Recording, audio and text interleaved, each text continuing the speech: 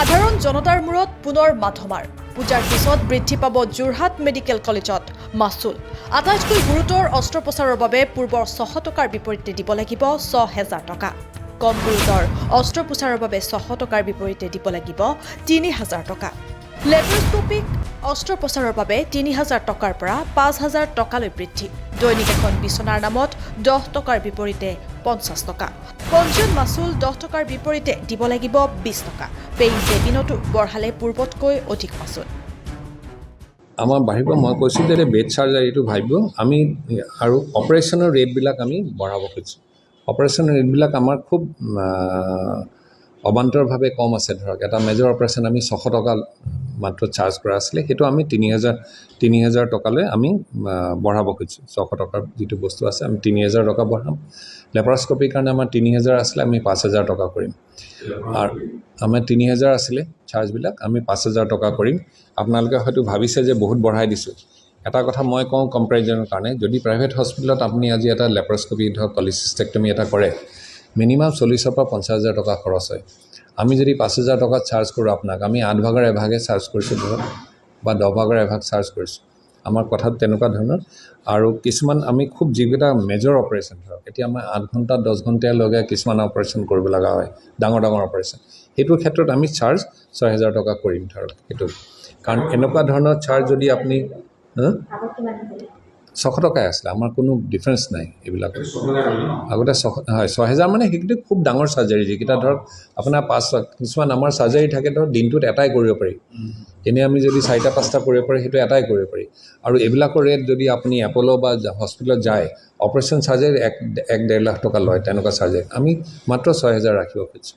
আৰু আমি ক'তোৱে কোনো ধৰণৰ আমি বঢ়াব খোজা নাই আমি আপোনাক কৈছোঁ ৰেজিষ্ট্ৰেশ্যন আমি 10 পৰা 20 টকা কৰিছোঁ বেড চাৰ্জটো আমি 50 টকা ৰাখিছোঁ আৰু খালি চাৰ্জাৰী ফিজ আমি অকণমান বঢ়াইছোঁ চিমিলাৰলি পেইন কেবিনত ধৰক গাইনী পেইন কেবিন কেইটামান আছে গাইনী পেইন কেবিনত চিজাৰিন কৰিলে আমাৰ তেনেকুৱা যিটো ৰেট আছিলে 15 পৰা আমি একেই 3000 টকা ৰাখিছোঁ বঢ়োৱা নাই পেইন কেবিনত আৰু নৰ্মেল ডেলিভাৰী যিখিনি পেইন কেবিনত আছে সেইটো 1000 টকা হ'ব বাকী আমি একোতে আমি ৰেট বঢ়োৱা নাই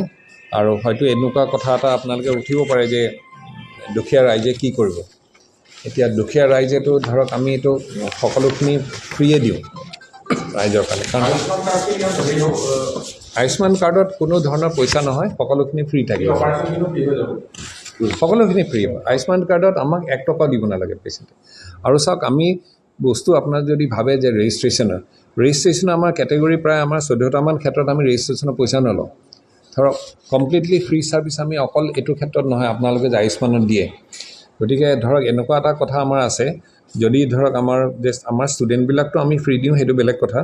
তাৰ বাদে ধৰক আমাৰ যে PMJY কেছত আমি পইচা নলওঁ GSSK প্ৰেগনেঞ্চি গৰ্ভৱতী মানুহে আমাৰ 1 টকাও দিব নালাগে কোনো ক্ষেত্ৰতে থেলাছেমিয়া কেছত আমি 1 টকাও দিব নালাগে সকলো ক্ষেত্ৰত ART পেচেণ্ট যদি HIV পেচেণ্টক আমি 1 টকাও দিব নালাগে তেনেকৈ DEC RBSK পেচেণ্টে আমাৰ একো পইচা নিদিয়ে নিউবৰ্ণ বেবী হ'লে এবছৰলৈকে আমাৰ 1 টকা দিব নালাগে আৰু ধৰক আপোনাৰ অৰফেন যদি চিলড্ৰেন হোমৰ পৰা তেনেকৈ পঠায় অৰফেনক আমি বিনা পইচাই চিকিৎসা দিওঁ জেলৰ পৰা যদি কয়দী হিচাপে বা চিকিৎসা আনে তাত আমি বিনা পইচাই চিকিৎসা দিওঁ জেপানিজ এনকেফেলাইটিছ বা AES হ'লে আমি বিনা পইচাই চিকিৎসা দিওঁ তেনেকৈ চেণ্ট্ৰেল গভৰ্ণমেণ্টে যিখিনি এক্স আৰ্মি হেৰি আছে তাৰ কাৰণে আমি বিনা পইচাই চিকিৎসা দিওঁ ইলেকশ্যন ডিউটিত থকা অফিচিয়েল ধৰক বিনা পইচাই চিকিৎসা দিওঁ আৰু ক'বলৈ গ'লে তেতিয়াহ'লে আমাৰ পইচা দিয়া মানুহ একেবাৰে কমেই গতিকে ৰেটটো আমি সেইকাৰণে ভাবি পেলাই ঠিক কৰিছোঁ যাতে আমাৰ একচুৱেল দুখীয়া মানুহৰ বা হেৰিৰ কাৰণে কাৰো গাত এইটো কাম নকৰে তাৰ বাদে আমি একো ক্ষেত্ৰতে কৰিব খোজা নাই আৰু ইয়াৰ লগতে আমি সুবিধা পাইছোঁ যেতিয়া মই আপোনালোকক আৰু এটা অনুৰোধ জনাওঁ ৰাইজৰ জ্ঞাতাৰ্থে যে এইখনটো চৰকাৰী অনুষ্ঠান ৰাইজৰ অনুষ্ঠান আমি যথেষ্ট চেষ্টা কৰোঁ চাফ চিকুণকৈ ৰাখিবলৈ বা ভালকৈ চলাবলৈ কিন্তু প্ৰায়ে দেখা যায় ধৰক আমাৰ মানুহে য'তে ত'তে ইয়াতে বস্তু পেলায় বস্তু মানে য'তে ত'তে পেলায় পিকায় ধৰক পাছত ইভেন লিফ্টৰ ভিতৰতো পিকায় গোটেইখিনি পেলায় তাত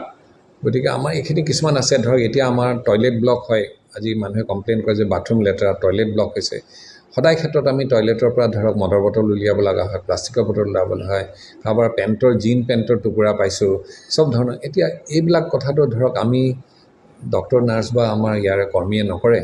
গতিকে এটা অনুৰোধ জনাই এইটো নিজৰ অনুষ্ঠান যদি অকণমান যত্ন লৈ থাকে তেতিয়াহ'লে আমাৰ সকলোৰে কাৰণে ভাল হয় আপোনালোকৰ কাৰণে ভাল হ'ব আৰু সুবিধাটো আমি ৰাইজক দিওঁ এতিয়া ৰাইজে যদি নিজৰ অনুষ্ঠান এটা যত্ন নলয় তেতিয়াহ'লে এইটো নহ'ব আৰু আমাৰ ধৰক বিল্ডিঙৰ ক্ষেত্ৰত জানে যে টপ ফ্ল'ৰত এটা বন্ধ কৰি দিলে গোটেই লাইনটোৱে বন্ধ হৈ যায় গ্ৰাউণ্ড ফ্ল'ৰত এটা বাথৰুম কিবা এটা বেয়া হ'লে গোটেই লাইনটোৱে বেয়া হৈ যায় গতিকে আমি এইবিলাকত যথেষ্ট অসুবিধা পাই থাকোঁ সদায় দেখি আছোঁ সেইকাৰণে আপোনালোকৰ ওচৰত এটা অনুৰোধ জনাওঁ ৰাইজৰ কাৰণে যাতে এই বস্তুটো সাধাৰণতে অকণমান চকু দি চাই নিজৰ অনুষ্ঠান নিজে যত্ন ল'লে তেতিয়াহ'লে আমি ইয়াৰ পৰা আৰু আশা কৰোঁ বহুত ভাল কৰিব পাৰিম আমি এই সৰু সৰু কথাবিলাকত মনোযোগ নাথাকিলে আমি চিকিৎসা ক্ষেত্ৰত ধৰক আৰু আগুৱাই যাব পাৰিম এইটোৱে আপোনালোকৰ ওচৰত মোৰ বিনম্ৰ প্ৰাৰ্থনা নমস্কাৰ